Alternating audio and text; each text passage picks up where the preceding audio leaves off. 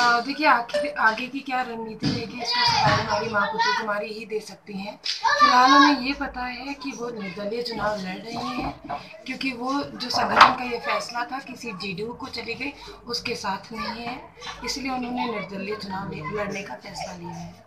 अच्छा, मतदाताओं से जो मांग के बदले आप वोट मांग रहे हैं, आपको कैसा लग रहा है, क्या फील कर रहे हैं? हमें अभी तक तो बहुत ही पॉजिटिव फील आई है। हमारा नॉमिनेशन भी काफ़ी अच्छा हुआ था और हम बांका और सुल्तानगंज अभी घूम चुके हैं 2 प्रखंड में से, और हमें तो बहुत पॉजिटिविटी दिख रही है।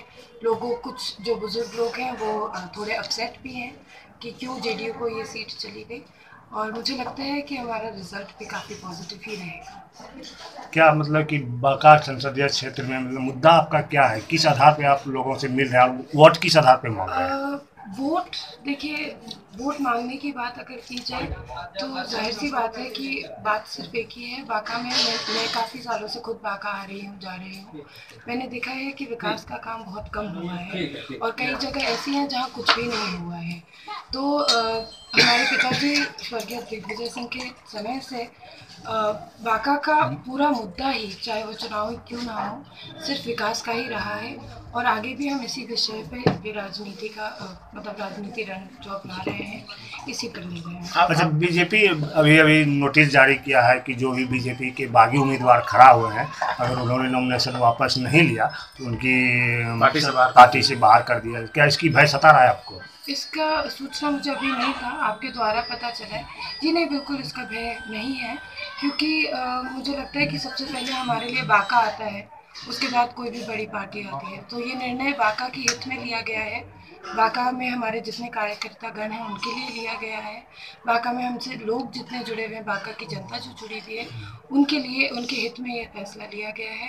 तो जाहिर सी बात है, मुझे नहीं लगता कि इसका कोई भय है, और इस डिसीजन पे, चुनाव लड़ने, निर्दलीय लड़ने के इस डिसीजन पर हम जरूर खड़े होंगे। आपकी लड़ाई किससे है?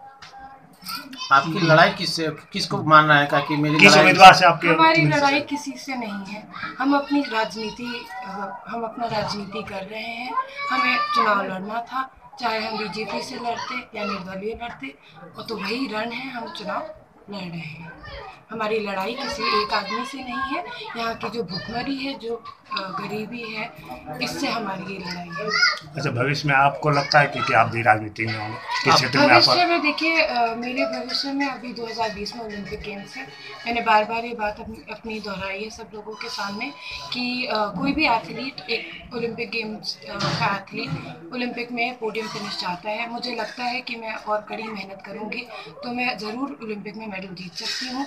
तो आगे का मेरा फ्यूचर प्लान यही है, और जाहिर सी बात है कि मैं ओलंपिक में जाऊंगी तो मेरे साथ आज क्योंकि मैं राष्ट्रमंडल खेलों में स्वर्ण पदक जीत चुकी हूँ, बिहार के काफ़ी लोग मेरे साथ जुड़े हुए हैं, मेरे पूरा परिवार मेरे साथ है, जो चाहते हैं कि ये सपना मैं उन लोगों के लिए पूरा करूँ।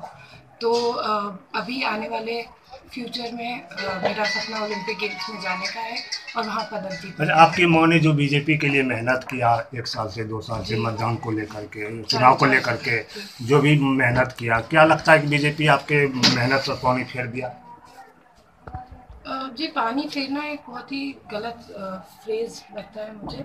हाँ, जाहिर सी बात है, नहीं, जो उम्मीद थी उस पे पानी फेर एक पार्टी से अगर हम लोग जुड़े हुए हैं तो उम्मीद रखते थे कि माँ को टिकट मिलेगा। वो एक प्रत्याशी की तरह से बहुत ही ज़्यादा एलिजिबल है, मुझे लगता है, और उन्होंने काम भी किया था।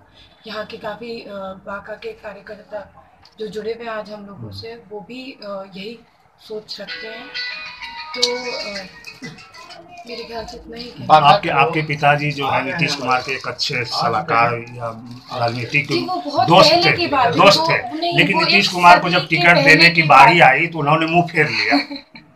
ये 2009 का बात छेड़ रहे हैं, तो उसमें मेरी ना तो उस वक्त उम्र थी ना। नहीं, आपकी उम्र तो नहीं, 2009 नीतीश की कुमार बात, ने वो दोस्ती का वफादारी नहीं निभाया। तो आप 2009 की बात कर हाँ, रहे हैं। ठीक है, आपके शब्द हैं। कि नीतीश कुमार को आपके पिताजी ने बहुत हेल्प किए थे राजनीतिक के क्षेत्र, मुख्यमंत्री बनाने को लेकर भी उन्होंने भी बहुत मेहनत की। ठीक है, क्या उसका परिणाम इस समय नीतीश कुमार को देना चाहिए था कि टिकट? अगर नीतीश कुमार जी का फैसला उनका अपना फैसला है, उस पर मैं कोई कमेंट नहीं देना चाहूँगी। जेडीयू से चुनाव लड़ने की आपकी चर्चा हो रही थी, जी, तो उस पर माँ की नहीं, आपकी। जी। क्या कभी जदयू के सवाल करिए। सवाल यही है कि चर्चा हो रही थी, तो सच क्या है, आपने हाँ। सहमति दी थी इसके लिए, तभी तो चर्चा हो रही होगी?